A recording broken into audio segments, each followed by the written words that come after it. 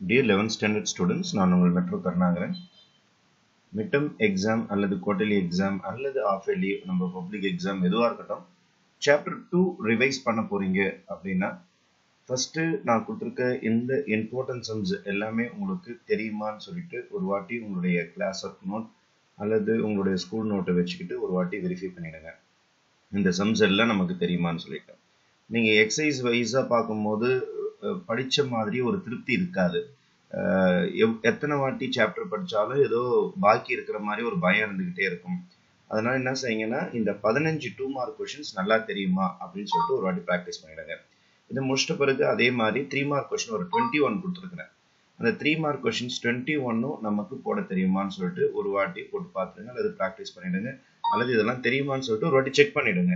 In case இதில் ஏதாவது some புதுசாக இருக்க மாதிரி இருக்குன்னா நோட்லேயோ எக்ஸாம்பிள்லையோ போய் தேடி பார்த்துட்டு அதை இமீடியட்டாக போட்டு பார்த்துருங்க.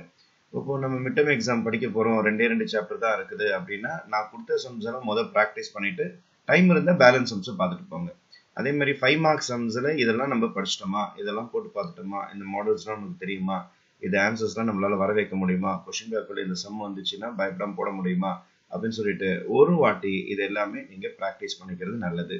இது எல்லாமே ப்ராக்டிஸ் பண்ணிட்டு நீங்கள் எக்ஸாம் ஹால் போனீங்கன்னா எப்படிப்பட்ட கொஸ்டின் பேப்பர் வந்தாலும் உங்களால் சால்வ் பண்ண முடியும். இப்போ டோட்டலாக ஒரு 55 கொஸ்டின் கொடுத்துருக்கேன். மார்க் பார்த்தீங்கன்னா மொத்தம் ஒரு 188 கொஸ்டின் இருக்கும்.